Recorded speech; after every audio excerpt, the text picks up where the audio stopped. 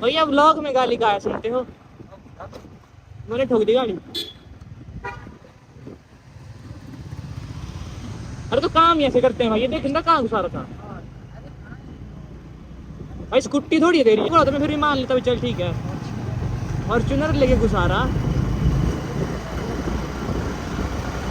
2-3 kilo हम जैसे होंगे वो।